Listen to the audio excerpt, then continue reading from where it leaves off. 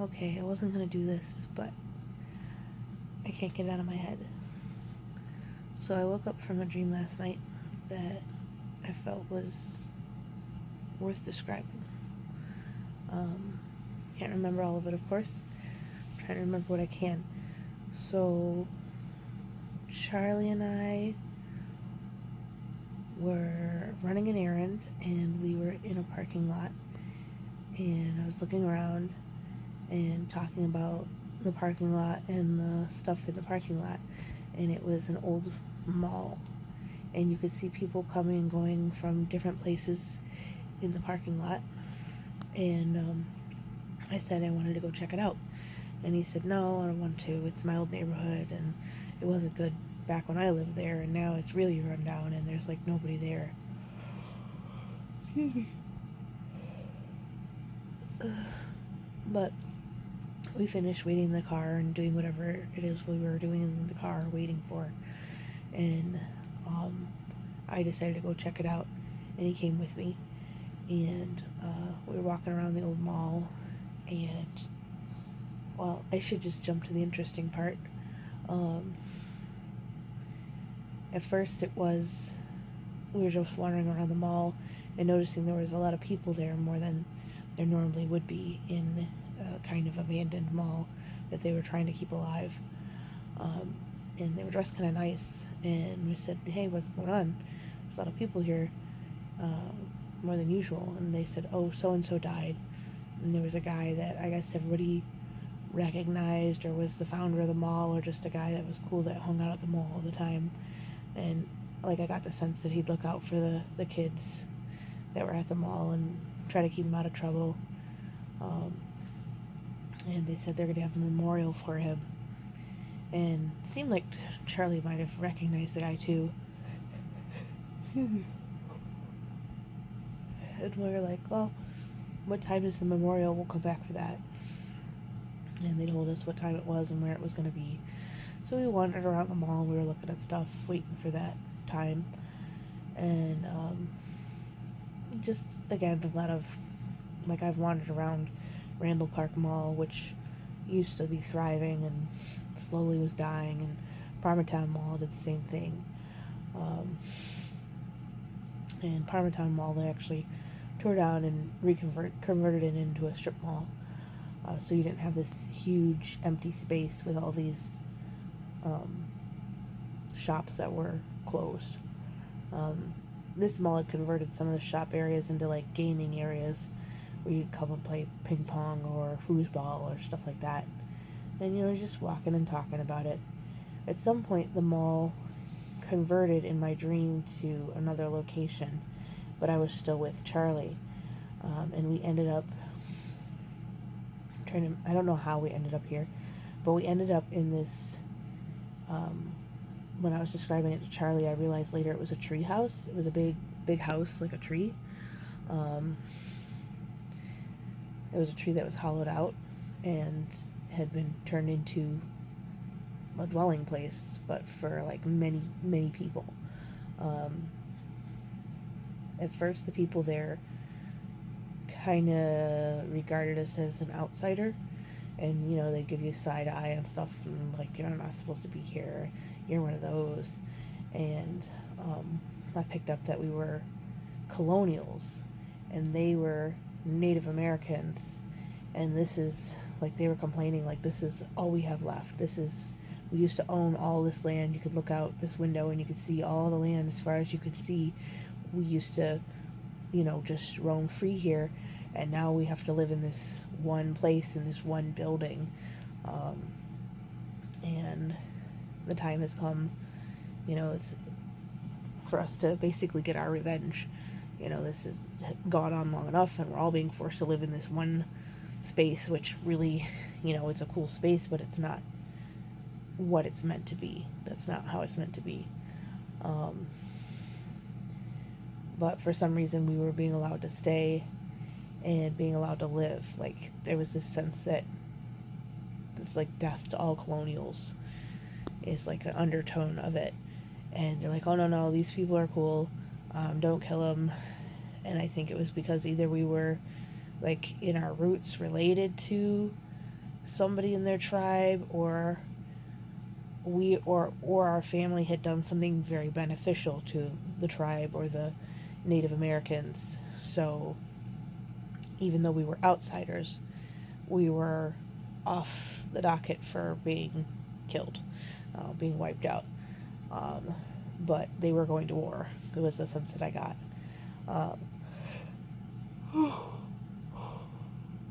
Excuse me.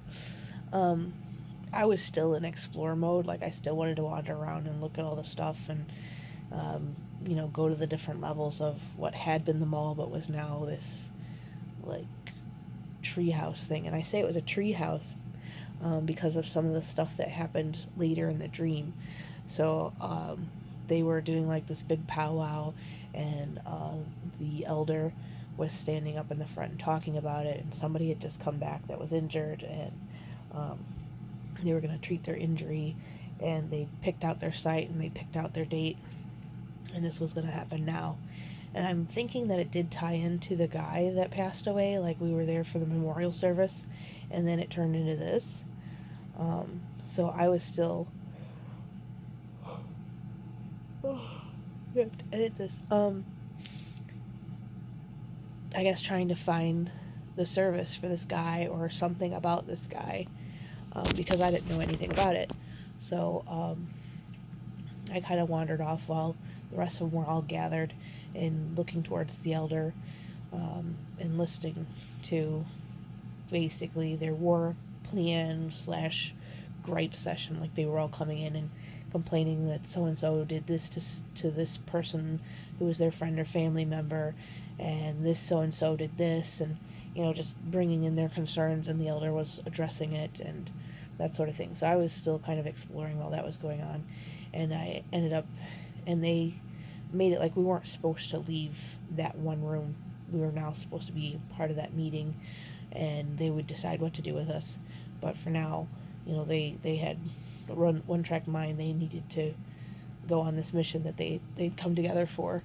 But I did manage to get away and start exploring, go to a different level, and I got to a level where I had to stop. I felt like it was wrong to be there, and I felt pulled away, like I was being pulled back to the meeting place where everybody was. But what I did see of the room was when I got up there, everything was made of wood. It was a large, flat, hollowed out part of the tree, and the ground was all flat, made into a floor. And on the floor, you could see the rings of the tree, but you could also see like an alchemy or pentagram symbol carved out into the floor with runes and symbols in various places. And you could, like, it was varnished over, but you could see the grooves of all of this. And there were posts. There was a certain number of posts, and I didn't even go into the room enough to count the number of posts. They were about that big around. I don't know how to describe that, but about that big around. Let's see, that's like 3 or 4 inches. I'd say 3.5, 4 inches around. And they were just kind of plain posts, but they were also varnished over, almost like you'd see totem poles carved out and then varnished over, that sort of thing. And I don't think there was any windows in this room, but I think there were shelves carved out with things in the shelves. But again, I got this weird sense like I gotta go back down there. I shouldn't be here.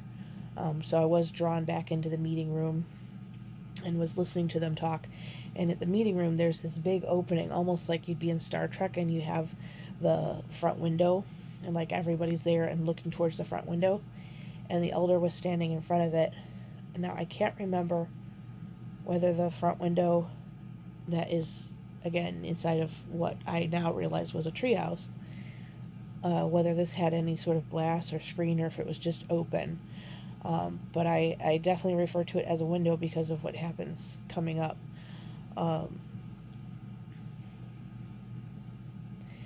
They sent someone to go after someone else, and you're watching through this window like a remote viewing, like you're on the canoe behind this other person who's paddling out to this village, and the person in front of us in the canoe, you can see as they come up, the village is all on stilts in water.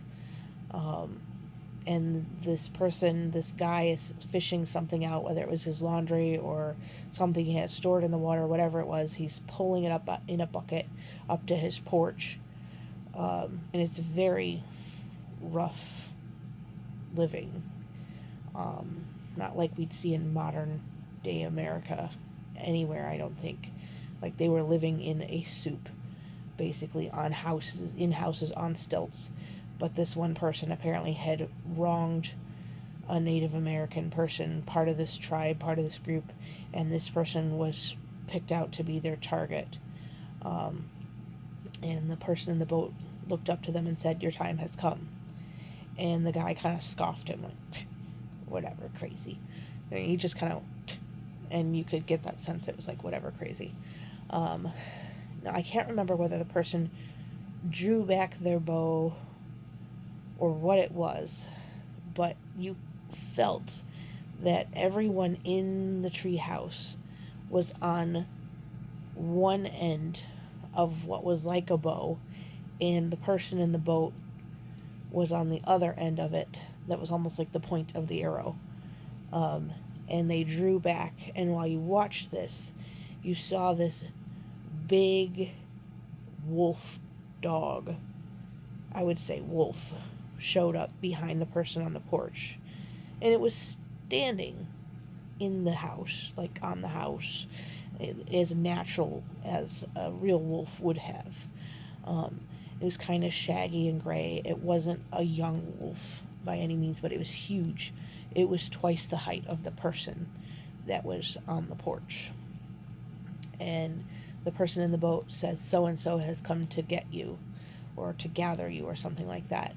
And it was the name of the wolf. You could just tell it was the name of the wolf. Like, everybody in the room knew it was the name of the wolf. And the wolf had these, like, brilliant blue eyes that would just bore into your soul. And the guy kind of looked back because the person on the boat was pointing at it, seeing it there. We were seeing it, the person in the boat was seeing it, but the guy looked back and acted like he hadn't seen anything at all. So we couldn't tell whether the guy in the boat had seen anything or the guy on the porch had seen anything or not. But the person in the boat's like, "You're so far gone, you can't even see him." And we got the sense that the wolf was going to consume the person on the porch. And so it drew back, I'll just call it an arrow, but it wasn't like a physical arrow. It was almost like I could say spiritual arrow, arrow of light, a laser, something like that was drawn back and then released, and then the screen went dark. So either the mission was accomplished or the person on the porch was dead. I don't know. I don't know what it was, but I thought it was interesting enough to note that this was a dream about Native Americans, and that I was not exactly one of them, and that they had chosen to begin the war to regain what was taken from them. And the manner of this was just kind of weird, so I wanted to record it. That's all there is. I mean, that's a long description, and there was more to the dream, but this is what I can remember at this point, and I wanted to just record it for posterity, I guess.